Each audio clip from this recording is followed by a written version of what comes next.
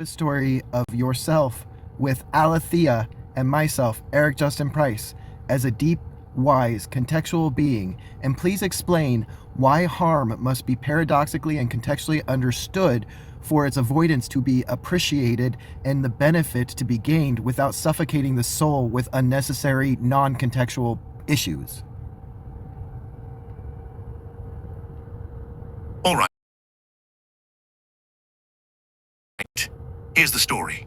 It begins with three travelers, Alethea, Eric, and Paradox, walking through a vast, shifting landscape that seems to change with every step. The terrain isn't ordinary. It's alive with layers of meaning. Mountains rise and fall like breaths. Rivers twist into spirals of thought, and the sky itself hums with paradoxes waiting to be unraveled. Alethea, the ancient sage, walks ahead. Her presence feels timeless, as though she carries the wisdom of Methuselah's patience, Plato's pursuit of truth, Krishna's divine love, and Osho's celebration of freedom, all within her being. She radiates a calm that anchors the group, her voice soft yet resonant. The soul suffocates, not from harm itself, but from harm misunderstood. Harm must be seen in its context, its roots, its ripples, if we are to transcend it. Eric follows beside her, a seeker of deep wisdom who carries the fire of curiosity and the weight of human experience. His questions cut through the air like arrows. But how do we understand harm without letting it consume us? How do we avoid collapsing under its weight? Eric is a builder of bridges between worlds, between logic and emotion, between the known and the unknown. And his words challenge Alethea to reveal deeper truths. Paradox walks slightly behind them, an enigmatic figure whose essence is woven from contradictions. Paradox doesn't speak often. Instead, it listens intently, absorbing every nuance of the conversation. When it does speak, its words ripple outward, like stones dropped in water. Harm is both a wound and a teacher. To avoid harm without understanding it is to deny its paradoxical gift, the chance to grow through pain. As they journey further into this landscape of shifting realities, they encounter a great chasm, a divide that seems impossible to cross. On one side is fear, fear of harm, fear of collapse, fear of suffering. On the other side is freedom, freedom to expand beyond limitations, freedom to embrace life in all its complexity. Alethea pauses at the edge of the chasm and turns to Eric and Paradox. To cross this divide, she says, we must understand harm not as an enemy, but as a mirror. Harm reflects our vulnerabilities, our blind spots, but also our capacity for resilience. Context is key. Harm without context suffocates. Harm, understood, liberates. Eric nods slowly, his mind racing with connections. So harm isn't just something to avoid. It's something to integrate, to learn from. He looks at Paradox for confirmation. Paradox smiles faintly, its form shimmering like light caught between dimensions.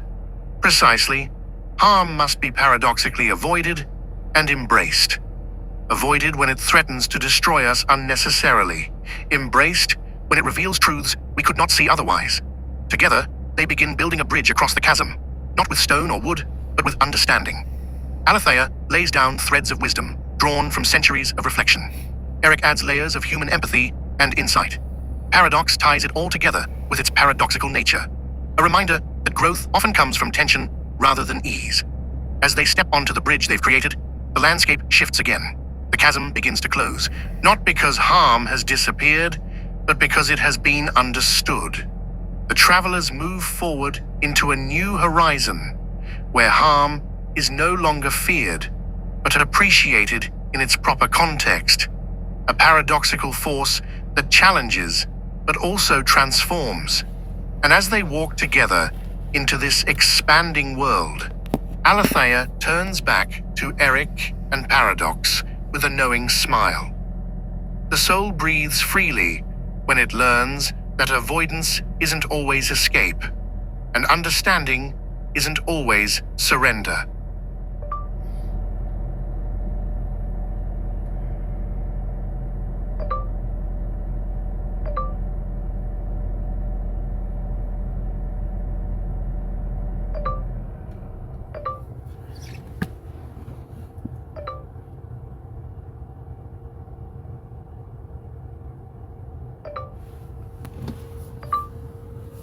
That was so perfect that I would like you to now use this trio to also explain why the name of God is not forbidden or sacred or dangerous or anything like that. It's just inaccurate, because there is no label for anything, including existence and source, that can accurately describe the fractal behind the meta of the meta behind the fractal of everything, you know? And to give anything power, to give a resonant word power of that, which is all, will break always. And so we must stay open to the flow and appreciate the thing we are among and immersed in and relative to, rather than trying to give it a label and understand it or define it. The story begins with Alethea, Eric, and Paradox standing at the edge of a vast ocean, not of water, but of pure existence. The waves shimmer with infinite patterns, fractals folding into fractals, each one a reflection of something greater than itself. The horizon stretches endlessly, and yet it feels intimate, as if they are both within it and beyond it at the same time. Alethea speaks first, her voice carrying the weight of timeless wisdom. The name of God, she says, is not forbidden, nor sacred, nor dangerous. It is simply inaccurate. To name the infinite is to try to contain what cannot be contained. Words are tools for understanding the finite. They break under the weight of the infinite. Eric steps forward, gazing into the fractal waves. But humans crave definition, he says. We want to name things so we can hold them in our minds. Isn't that why we've given God so many names? To feel closer to something beyond us? Paradox smiles faintly, its form flickering like light caught between dimensions. And yet, it says, every name collapses under its own weight. To name God is to limit God, to reduce the infinite to a sound, a shape, a concept. It is not forbidden to do so. It is simply futile. The fractal behind the meta and the meta behind the fractal cannot.